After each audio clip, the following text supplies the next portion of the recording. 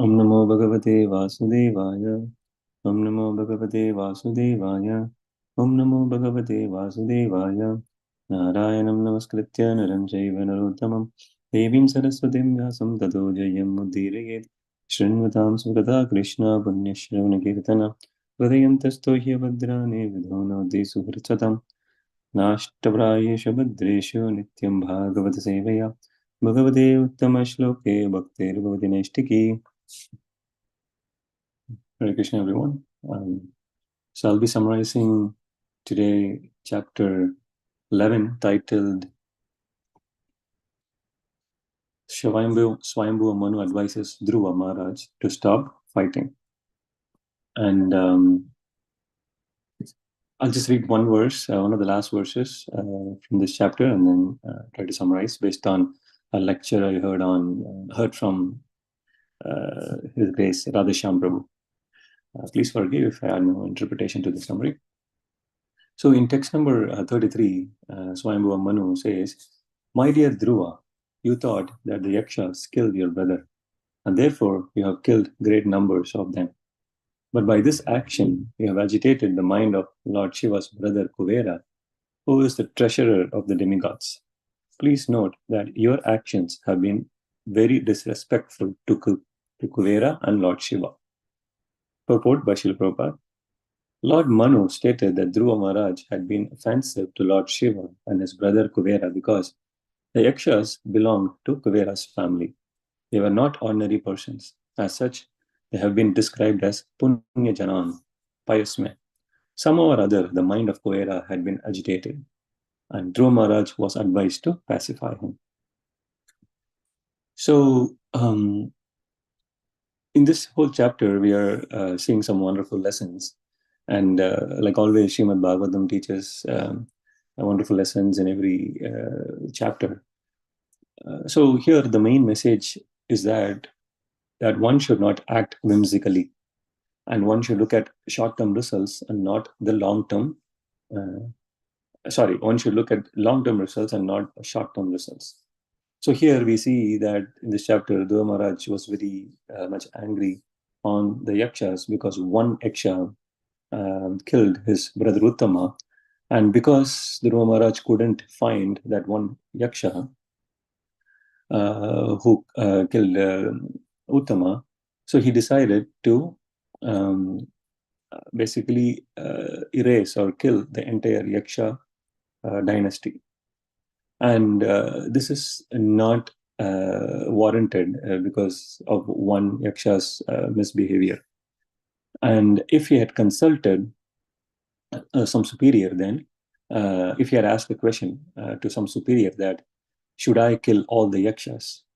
Then the answer should have been, or would have been, no.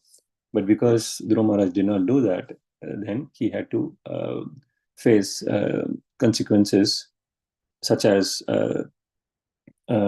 dissatisfaction of personalities like Kuvera and Lord Shiva. So Radheshyam Prabhu was basically just covering different examples just from Srimad Bhagavatam on the different behaviors of people and what we can learn from them. So firstly, Radheshyam Prabhu was talking about how or what the consequences are of not consulting superiors in difficult situations, or in situations when you are not clear about what to do. So the first category is that what are the consequences of not consulting at all? So we see, we just celebrated the Govardhan pastime, and in that section we see that Indra basically it's in Srimad Bhagavatam, we have this verse spoken by Indra saying, Vachalam bhalisham stabdham agnyam pandita maninam krishnam martyam upasritya gopame chakra apriyam. So Indra basically says this Krishna is Vachalam, he is over talkative, and he is balisham, he is a child, and he is stabdham, which means he is very, very arrogant. And then agnyam, he is foolish, and pandita maninam, he says he's thinking himself wife. So Indra, we can imagine Indra, who's like one of the servants of Krishna, for some reason, temporarily forgot about Krishna's position, and he's like totally blaspheming Krishna, saying he's over talkative, he's arrogant, he's foolish, he's thinking himself wise, and he's a child. So, and then what Indra did was basically he also physically uh, abused the Vrindavan people by throwing or by invoking Samvartaka clouds. And Prabhu was saying that the Samvartaka clouds are like machine guns to kill mosquitoes. They're so powerful, and it's totally not warranted that he invoked the Samvartaka clouds. And each of the rain droplets basically are like an elephant falling on top of the Vrindavan people.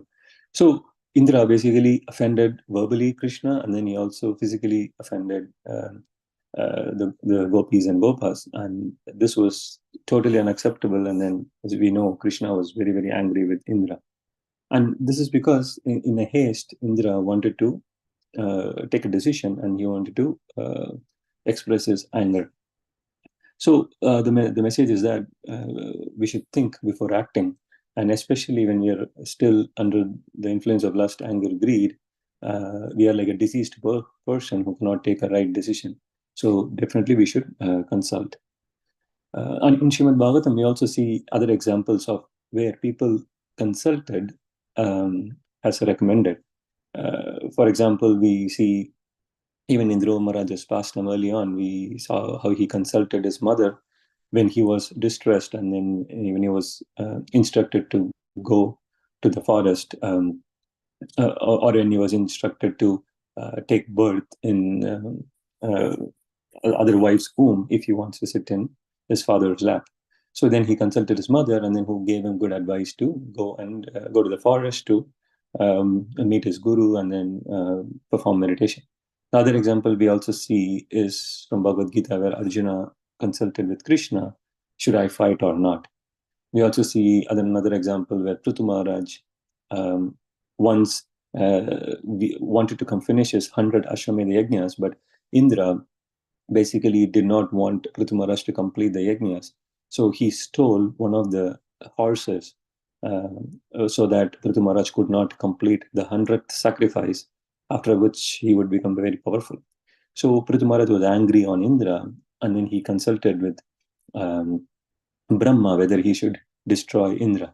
And then at that point, Brahma advised correctly that he should not destroy Indra, because Indra is like the heavenly king and Prithu Maharaj was the worldly king, and both the kings should maintain some relationship, and then one should not consult and fight with each other. And then Prithu Maharaj followed, and then it was peaceful. And similarly, we also see in Srimad Bhagavatam that Vedavyas was depressed, and so there's we can learn from in Srimad Bhagavatam. Category is that we should also consult the right pastimes from Srimad Bhagavatam again. One is like the Indra and Vritrasur pastime.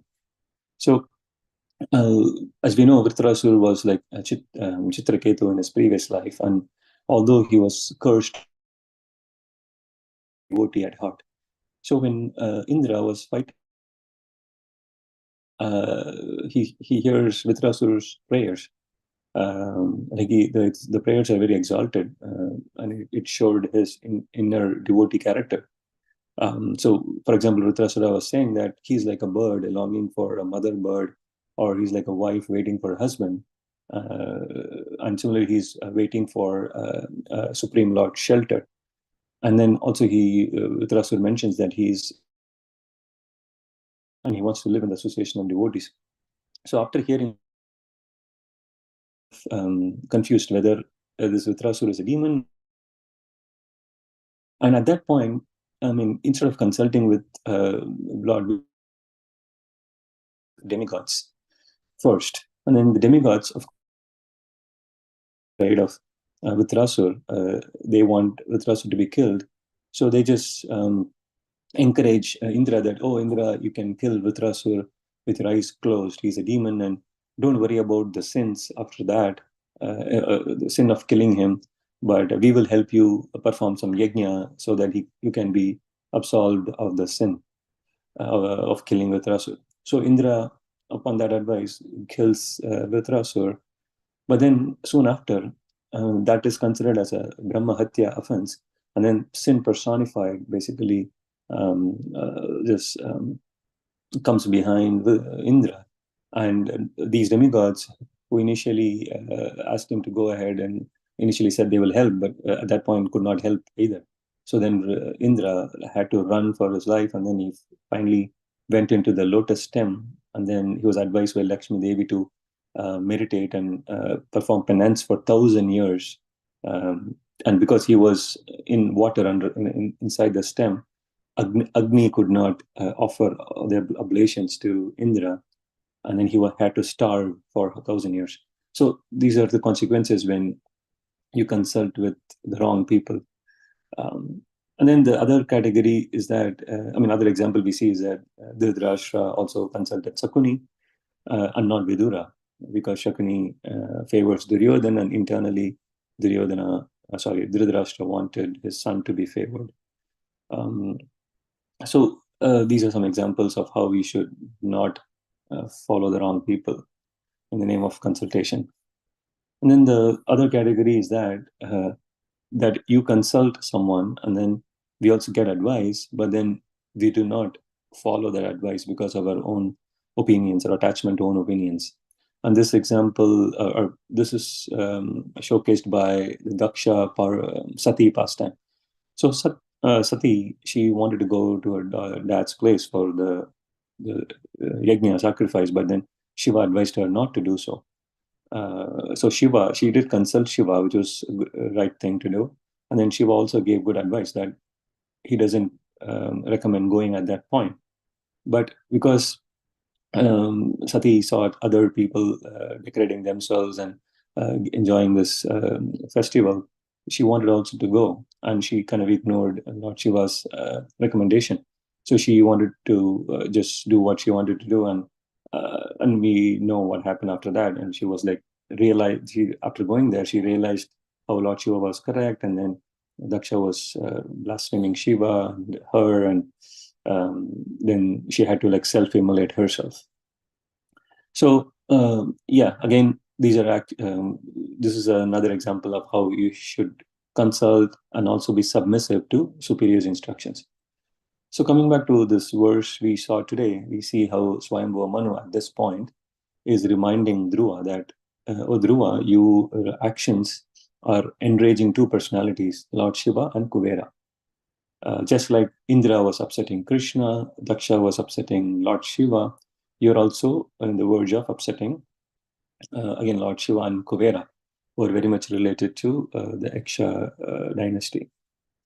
And that is kind of the message. And we will see that Dhruva Maharaj, again being a devotee at heart, after this reminder, after this instruction, he takes this advice and then he goes and seeks forgiveness from Lord Shiva and Kuvera. So again, the lesson for us here is that we should not whimsically act, and we should not act independently without the guidance of the Guru, Sadhu, and Shastra. And also the other blunder we typically do is that we are kind of lazy to do our duties. For example, we're not getting up as recommended early in the morning to chant, not to hear and read Srimad Bhagavatam every day, not to keep high consciousness in our lives, rather be interested in lower consciousness activities. So these are some things that we do whimsically also, thinking it won't affect our devotional service, it won't affect our bhakti. It is okay to be lax at some point. We can catch up by doing something tomorrow or day after tomorrow. So yeah, as we hear, we should not be whimsical in following the instructions of superiors, and also we should act under guidance.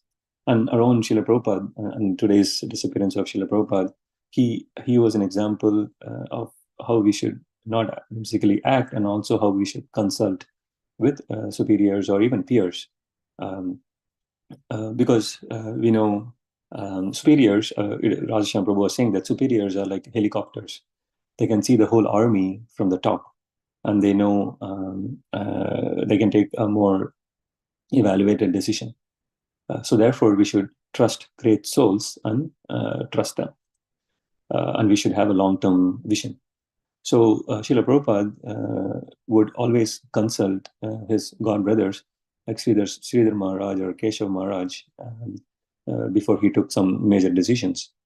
And also, and we know that before even coming to the West, Srila Prabhupada consulted with Sridhar Maharaj or Keshav Maharaj, and they were really encouraging Srila Prabhupada's bold endeavor, and they offered all their blessings. And not only that Srila Prabhupada consulted his god brothers, but sometimes he also consulted his disciples.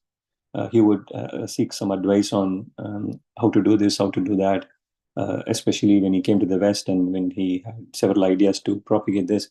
And then disciples would be very humbly saying, "Oh, Prabhupada, how can we advise you?"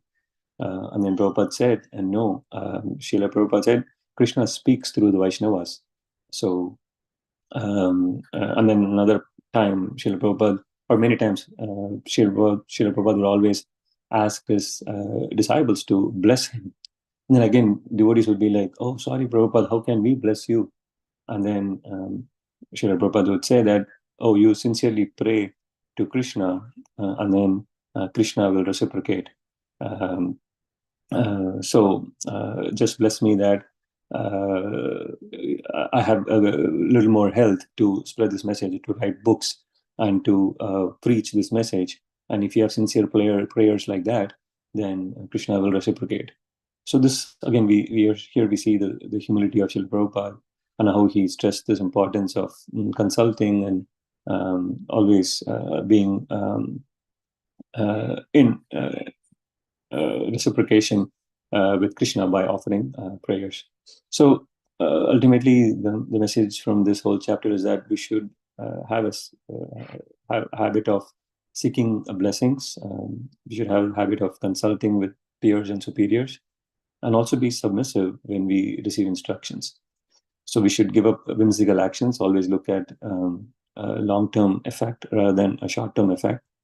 And we should basically follow the instructions to the best of our capabilities.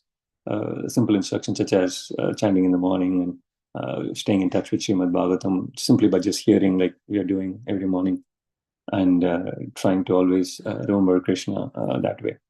So then we will not take whimsical steps without consulting, and we should always, again, these pastimes remind us of the consequences of different categories when people react different ways.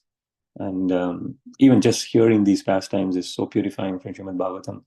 And all we should try to do is always hear and then remember these pastimes, so we can also at some point act the same way. So with that, I'd like to conclude the summary. Please forgive if I have more interpretation to the summary, and have a wonderful Vishnu Conscious Day and happy Srila Prabhupada Disappearance Day to everyone. Hare Krishna. Thank you for nice summary, Prabhu. There is a program at the temple today from 11 to 1 p.m. if anybody wants to join. Hare Krishna. Thank you, Prabhu. Hare Krishna. Thank you, Prabhu. Hare Krishna. Thank you, Prabhu. Hare Krishna. Thank you, Prabhuji. Thank you, Prabhuji. Hare Krishna. Thank you, Prabhuji. Thank you, Prabhu. What a nice summary. Very Hare nice Krishna. summary. Thank you, Prabhuji. Nice summary. Hare Krishna, Prabhu. Thank you for the nice summary. Thank you, Prabhu, for very nice summary and important message on this very important